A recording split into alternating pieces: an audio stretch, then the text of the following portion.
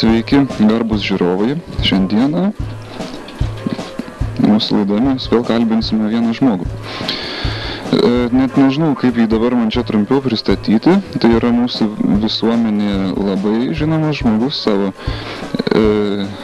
performansais. Kultūrai tikrai daug gero padarė žmogus. Performansų meistras. Prašom, prisistatykit, ponas. Palauk. Ką čia darote?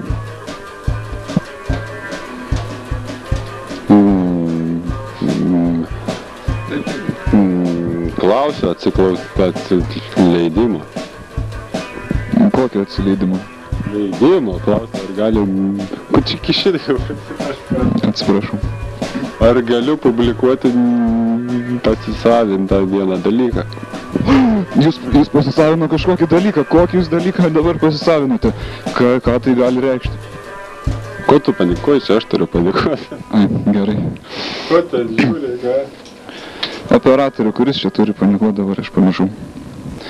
Taigi mūsų žmogus šiandienos pokalbio dar neprisistatė. Mes laukiame jūsų prisistatymą, ponia menininkė.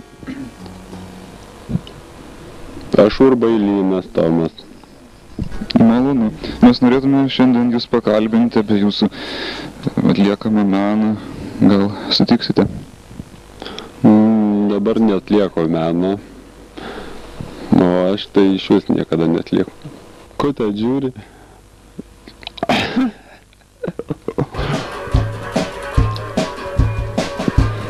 Labai žiūriu, pokštininkas būsit. Taigi aš gyvas performansas, žiūrėk, dar parodysiu performansą.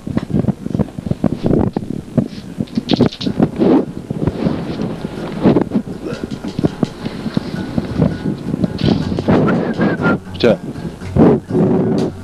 Gegutė išpartėjus, vadinasi.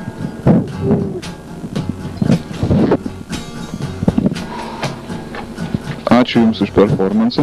Gal galėtumėt pakomentuoti plačiau, kas įkvėpė Jūs būtent šitokio stiliaus performansam, kai Jūs savo kūną naudojate? Papasakokit, kas Jūs žavi, kokiais performansininkais žavitės? Mane visada įkvėpė viskam. Viskam mane įkvėpė.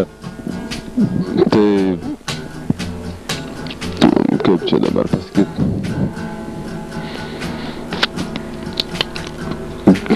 Aplinkybės.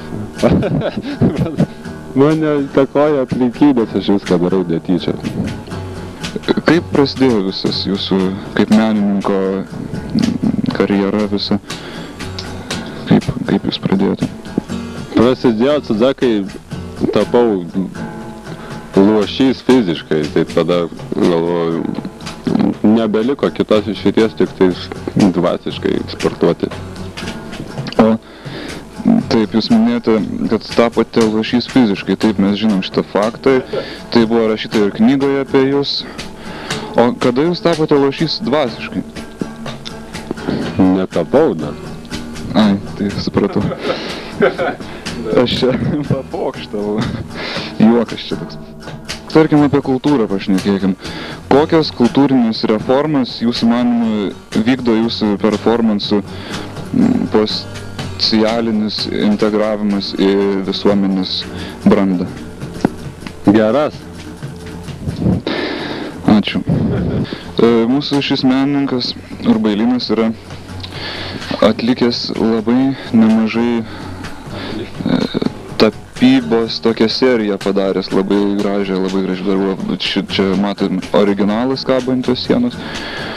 Tai yra, kaip čia dabar pavadinti, mūsų kultūrą tai labai stipriai įtakoja ir žmonės kažkaip kitaip pradėjo žiūrėti į tokį plačiai žinomą reiškinį kaip tualetas ir, tiesiog tai perlaužė ir pasuko jų mąstymą visai kitą linkme.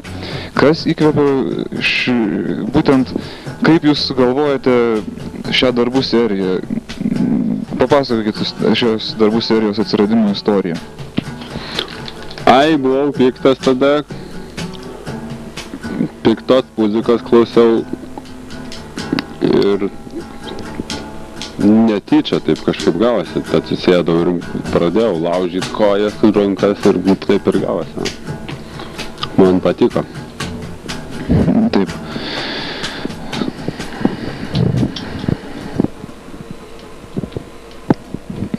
Ką dar paklausti?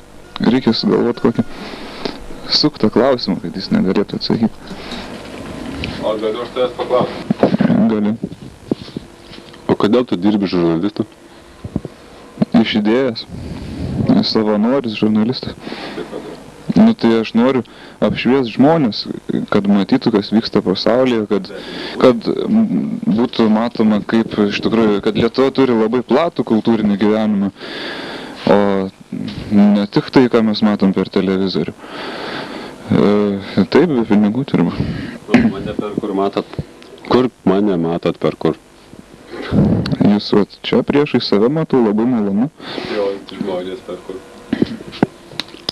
Per kur žmonės mane mato? Kino teatruose matys jūs žmonės. Galbūt kada nors. Arba per kompiuterį. Va.